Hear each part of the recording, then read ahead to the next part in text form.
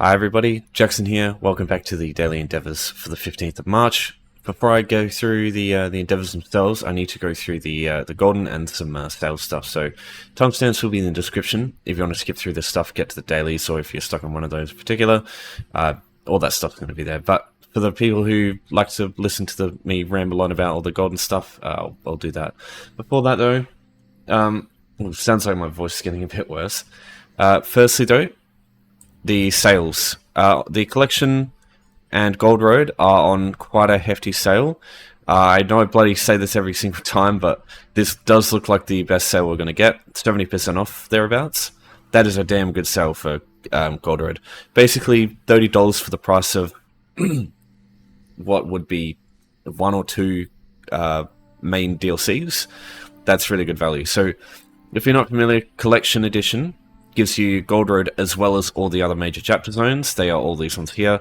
Obviously, Morrowind is free anyway, so I don't know why they still keep that one in there, but all these other ones here. Somerset is really valuable. Greymore is really valuable.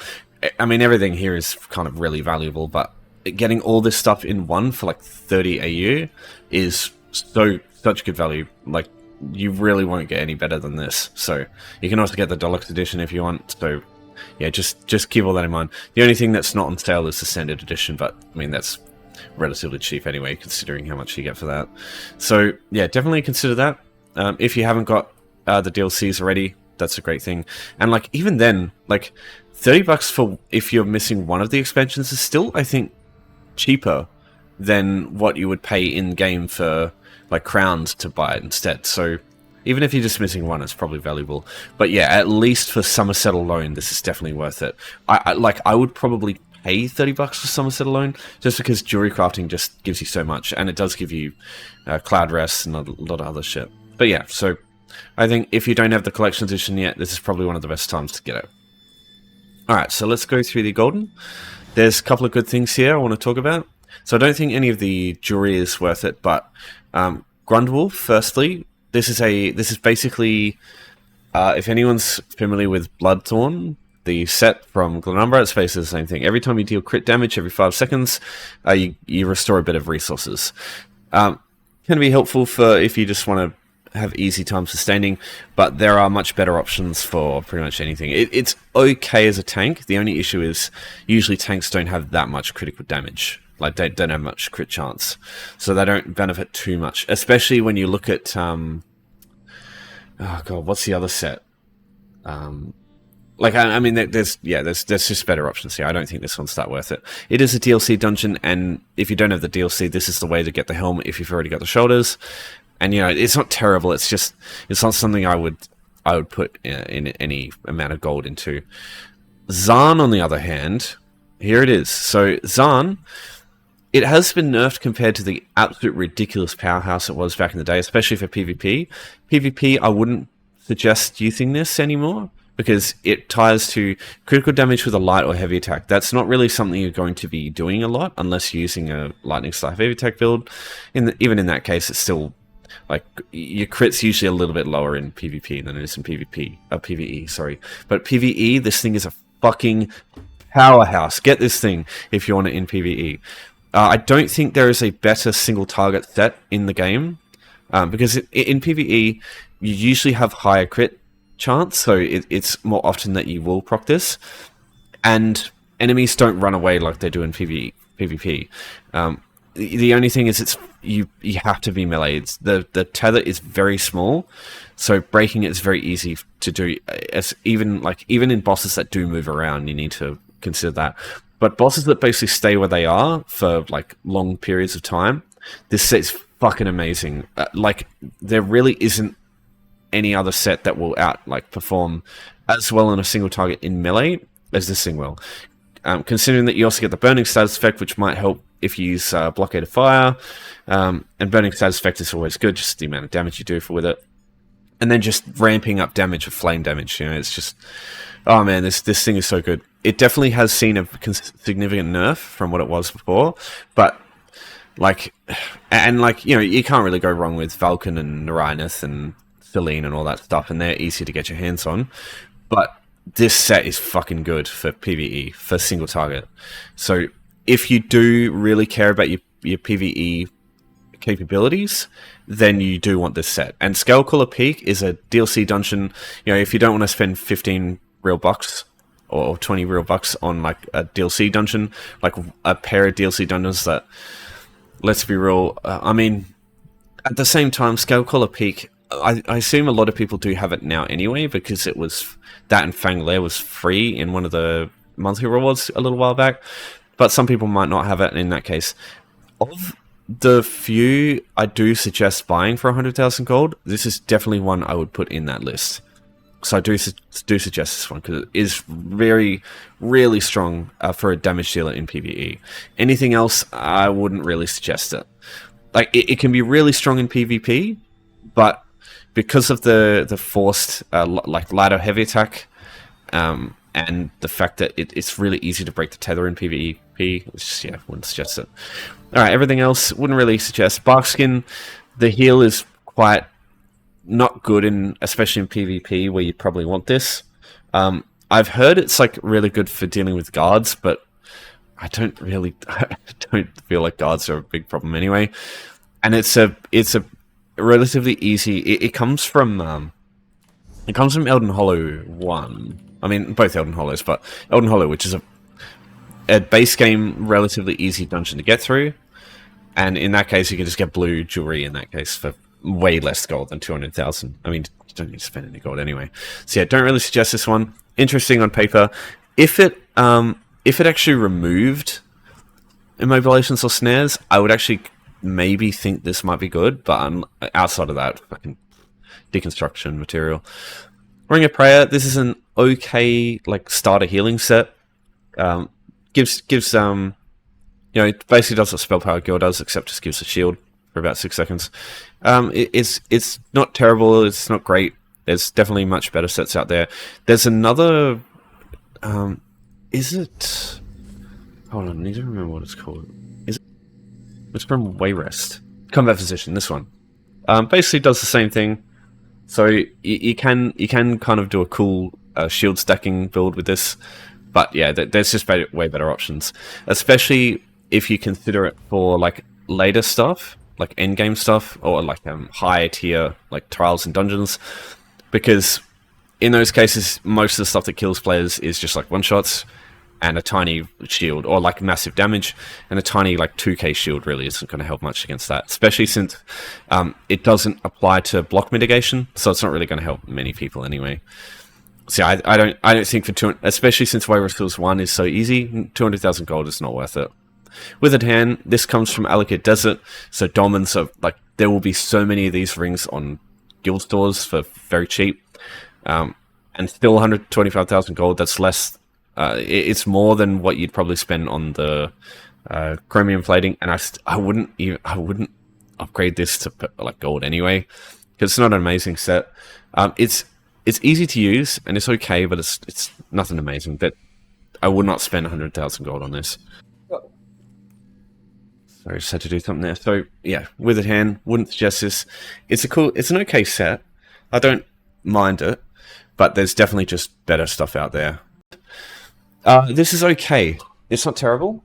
Really, like a very early game, like good early game support set for tanks especially. And a long time ago in PvP, this was like a really good option, especially for DKs, because back then there weren't many sets in the game, so you wouldn't just stack Rallying Cry on whatever the hell you want. But yeah, back then it was really good. Nowadays, it's okay. There's just so many other better sets out there that you can use. But it's very simple. Whenever you take damage every 5 seconds, this is ultimate. That's it. And like I said, it's okay. But I definitely wouldn't spend 125,000 gold on it again, because this is from Glenumbra, which is a base game zone. The Domans aren't as active as they are in Alchemical Desert, but there will still be lots of werewolf hide jewelry out there. And again, it wouldn't even bother, like, I would not upgrade stuff to gold just for this, because yeah, it's not a great set. I don't know. Werewolf. I do need to check. Yeah, that'll be the last thing. So I'll just go. I need to check. Gold was 6 ultimate every 5 seconds. This is also 6 ultimate every 5 seconds, was blue quality. So even if you don't have the max quality of Werewolf Hide, it will still give you the same amount of ultimate, which is kind of the main reason you use this thing. The 2 to 4 piece isn't terrible. Like, I mean, the 2 to 4 piece is good, especially in PvP. But because of the fact that it isn't affected by quality, that I don't really suggest. Again, just buying gold stuff. Just use like purple or blue stuff for the same effect. So yeah, just keep that in mind for Werewolf Hide. The effect is not changed depending on quality. Alright, so now let's get into endeavors themselves. 5 Humanoid Foes, 8 Pure Order Springs or Alchemical Plants, placing Furnishings, Mementos, and award medals in Battlegrounds. I think this one should be avoided. It's definitely better than it used to be. It used to be like 1,000 or 2,000, and then it was fucking terrible. Still don't recommend it though. What you can do though is go to help up here, the question mark. Type in medal. It will show you the Battleground medal system. In each game type, you can see all the different point values of each medal. So, for example, champion is 400. So that's not even getting champion isn't even enough. But that being said, you know. Killing blow is 100 points, so 5 kills is all you need in order to get this stuff done. But, I mean, firstly, you need to get 5 kills in Battlegrounds. Not everyone's going to do that, right? Some people aren't too familiar with Battlegrounds. And 2, when you queue for Battlegrounds, it can take a while. Sometimes it can be a few minutes, sometimes it can be quite some time, 30 minutes. So I don't like this purely because you're relying entirely on other people how quickly you can do this one, whereas these ones here, it's just reliant on yourself, and they are still really easy to do. So just skip this one, I think. Okay, so I'll go through Mementos first. This one's definitely one of the quickest to do. There's 2 Mementos I suggest. So you press the U key, go to Collections, Mementos here. There's 2, so you've got Galenia's Smoke Orb and Cherry Blossom Branch. Galenia's Smoke Orb you can get from doing a quest. This one's the fastest, it has the shortest cooldown in the game, which is important. You can get this from Crimson Cove in Malabel Tor. The easiest way to get here is to take the boatswains to Volquest in here. So what you do is you go to Oridon, go to the docks down south, down here to Selan Dilwan, talk to her, she will take you to Grotwood, into the middle, talk to her again, and she'll take you to Greenshade. And then talk to her again and she'll take you to Malabel Tor. You can go the other way around. You can start with Reaper's March and go Malabel Tor, whichever way works. Reaper's March will be a little bit quicker. So you'll get to Volquesten. You can get the Sway Shine if you want, but you don't have to. You just come up here and you can just get there easily. So that quest there, the quest is, if you would believe it, it's offered by Galenia. So you just got to, it's basically just like rescue a bunch of people, I think, and kill like just like a public dungeon boss. Cherry Blossom Branch, on the other hand, though, you can buy these from guild stores. They're very cheap usually. Couple of 1,000 or 2,000 gold, I would say, is the most I would spend on this. You'll probably find some for less than that, though. Once you get the item, get it through your mail, and then just use the rune box. You'll have this access to this on every character, and all you do is just double click that, and you'll be able to do one memento.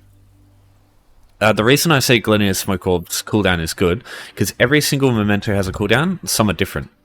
Amalexia's Enchanted Lantern, for example, has a cooldown of fucking 30 seconds. So casting this twice, like taking a whole minute to cast 2 of these is annoying, whereas like this one here, you could just, it's got like a 5-second cooldown, so you can cast them in like 10 seconds and be done with it.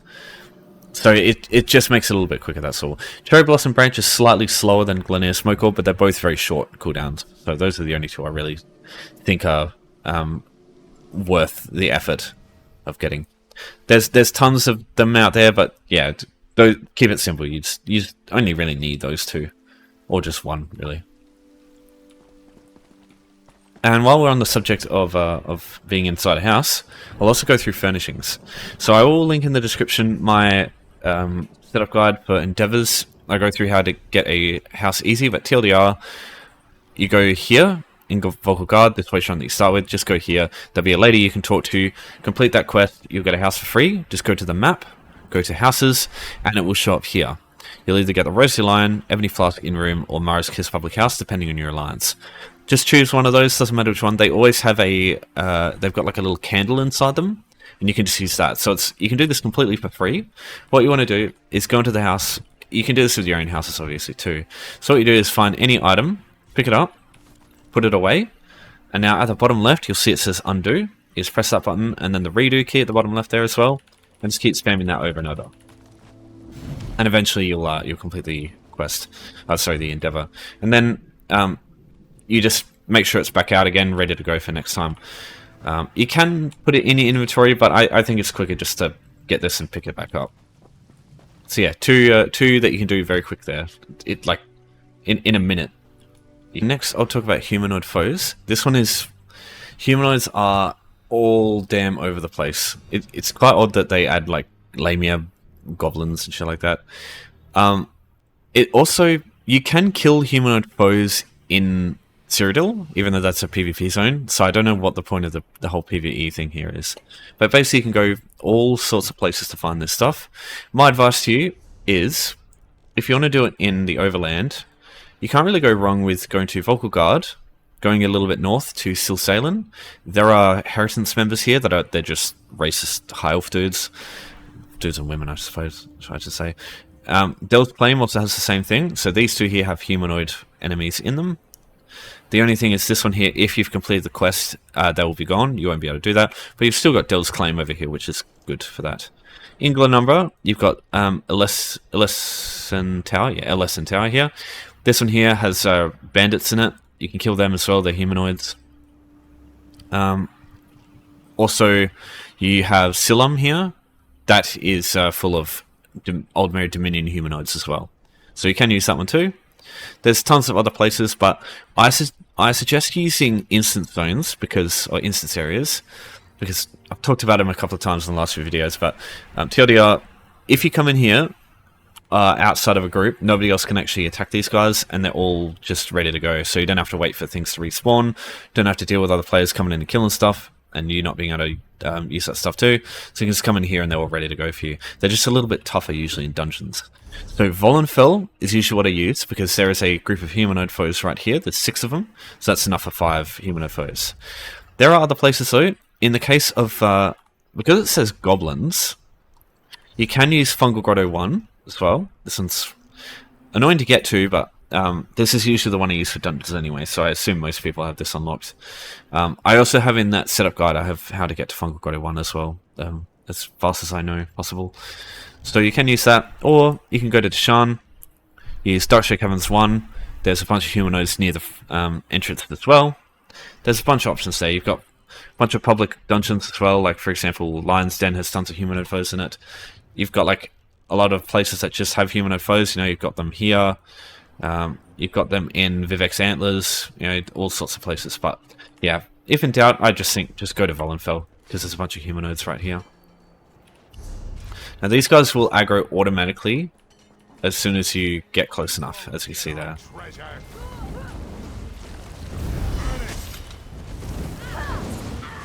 Just kill these guys here. And as you can see, it's working for the Humanoid Foes endeavor. Yeah, simple as that. That one, those 3 together are like ridiculously quick to do. You can do those in a few minutes. Alright, so I'll just go through the last one real quick. I think these 3 are just going to be way better than this one, but I'll still go through this because it's not terrible, I think. Alright, so pure water springs or alchemical plants. So this is what pure water looks like, the stuff that you want to take. And then water hyacinth is one of the alchemy plants, for example. Following rivers is generally, I think, the best way to go through this. That, or following like just water sources in general. You can get really lucky and find tons of these things from just, as you can see, like I've almost gone through this entire thing just in this tiny little river here. It's not always this simple. Sometimes you'll come through and there's just fucking nothing.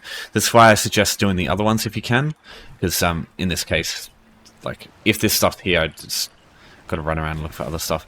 But there's some stuff there. All done. So that one can also be really quick if you're lucky. So the kind of places I would look through, as you can see here, you've got this little river here. Go through here, check this stuff here. This lake here can be good.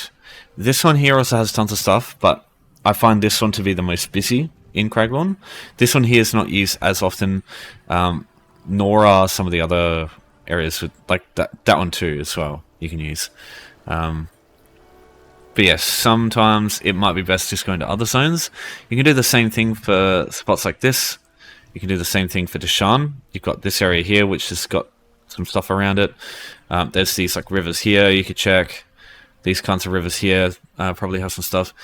That's what I suggest over just looking for any other alchemy resource in general, because I find you're going to find a lot more stuff doing that than you will in other cases. As you can see, there's another one there. This is the one I just followed. There's another water hyacinth there. There's a dragon thorn here. Water hyacinth there. There's pure water in there. As you see, like you just follow these riverbanks, and just you'll find tons of shit. Water hyacinth there. All right, we're nearly there. So a couple more things to go through in regards to maybe helping you find these things easier. So you can see this glowing effect. This comes from the craft passive Keen Eye. Every craft type has this. For alchemy, if you go Keen Eye reagents, it will show you this effect on everything alchemy related, including the pure water nodes. So if you're struggling to find this stuff, you can use this to find it easier. Because I know, especially for these kind of alchemy nodes like Plethithal, and like if you don't know what you're looking for, these can just not be very practical to find because it's just like the rest of the environment. Once you've been playing this game a while, you'll just be able to know, like, just from yeah, thanks, from just looking in the background, like you'll be able to see this stuff. So that's one thing you can do. You can also, in the add-ons menu, there is one I use called HarvestMap, this one here. When you collect stuff, it will log it into your map database. It just saves it in your map here. So if you look at, for example, Craglorn, you got all this stuff here, like shit tons of stuff around this lake especially. But I could go through and just check all these spots, and I might be able to find some alchemy stuff. Now, I still do recommend the lakes and stuff and the rivers, because that generally just has more alchemy stuff. But yeah, you can use this to basically track stuff that you previously found and just make endeavors easier. It definitely helps for any other endeavor other than this one, like majorly, just trying to go through and finding all the nodes. So you can do that as well. So one more thing to go through, or two more things actually to go through. Alchemist surveys. These can be helpful for this, though I don't think it's necessary even more so for this one.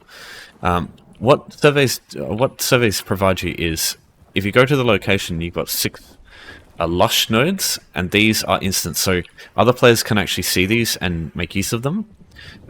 If they've got their own survey, they will collect their own one, but they can't actually grab the ones that you have access to. So you can use this one to take off 6 of the 8 nodes that you need to get this endeavor done, but you still need another 2. So my advice is just, honestly, just go to a river somewhere and just check that. Because one, I mean, you can do this anyway, right?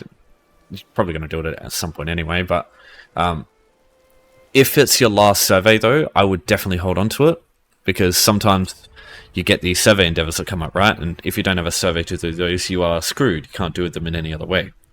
And sometimes you might get some really shit options, very similar to like the some of these other shitty ones.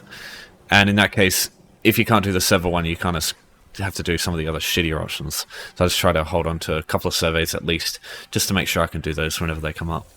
The other thing is, if you don't have it yet, and you've got access to Greymore and Murkmire, Harpooner's Raiding Kilt. There's a really good mythic that you can get for PvE. In order to get this, you need to farm alchemy nodes in Shadowfen.